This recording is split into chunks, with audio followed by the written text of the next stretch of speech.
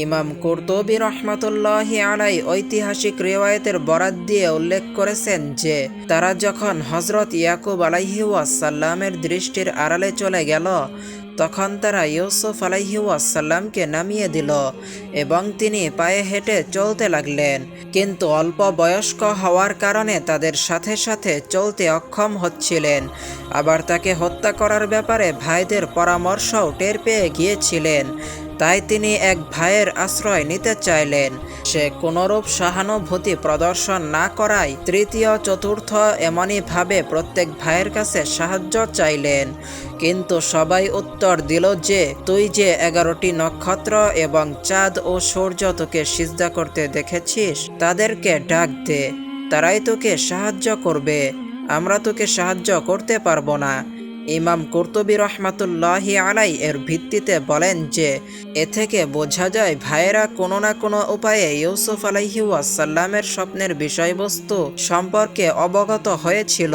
সে স্বপ্ন ইউসুফ আলাইহি ওয়াসাল্লামের প্রতি তাদের তীব্র ক্রোধ ও কঠোর ব্যবহারের কারণ হয়েছিল। উক্ত স্বপ্নের কারণেই তারা ইউসুফ আলাইহি ওয়াসাল্লামের সাথে হিংসাত্মক আচরণ করেছিল। অবশেষে ইউসুফ আলাইহি ওয়াসাল্লাম ইয়াহুদাকে বললেন, আপনি সবার বড়, আপনি আমার দুর্বলতা ও অল্প বয়স্কতা এবং পিতার মনোকষ্টের কথা চিন্তা করে দয়ার্দ্র হন। আপনি ওই অঙ্গীকারের কথা স্মরণ করুন যা পিতার সাথে করেছিলেন। একথা শুনে ইয়াহুদার মনে দয়ার সঞ্চার হলো এবং তাকে বলল, যতক্ষণ আমি জীবিত আছি এসব ভাই তোমাকে কোনো কষ্ট দিতে পারবে না।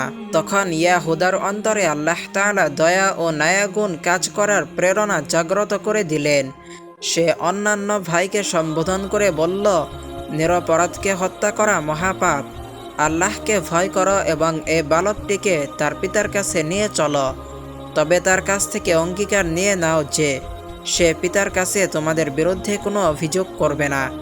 ভাইরা উত্তর দিল, আমরা জানি তোমার উদ্দেশ্য কি। তুমি পিতার অন্তরে নিজের মর্যাদার আসন সর্বোচ্চ পর্যায়ে প্রতিষ্ঠিত করতে চাও। মনে রাখো, যদি তুমি আমাদের ইচ্ছা পূরণে প্রতিবন্ধক হও তবে আমরা তোমাকেও হত্যা করব। ইয়াহুদা দেখল যে 9 ভাইয়ের বিপরীতে সে একা কিছু করতে পারবে না। তাই সে বলল, তোমরা যদি এ বালককে নিপাত করতে মনস্থ করে থাকো তবে আমার কথা শোনো। নিকটেই একটি প্রাচীন কূপ রয়েছে, এতে অনেক ঝোপ জঙ্গল গজিয়েছে, সাপ বিচ্ছু ও অনেক রকমের ইতর প্রাণী এখানে বাস করে। তোমরা তাকে সেই কূপে ফেলে দাও।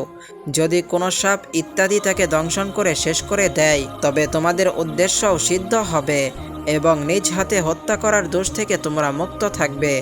পক্ষান্তরে যদি সে জীবিত থাকে তবে হয়তো কোনো কাফেলা এখানে আসবে এবং পানির জন্য কূপে বালতি ফেলবে, ফলে সে বের হয়ে আসবে আর তারা তাকে সাথে করে অন্য কোনো দেশে পৌঁছে দেবে।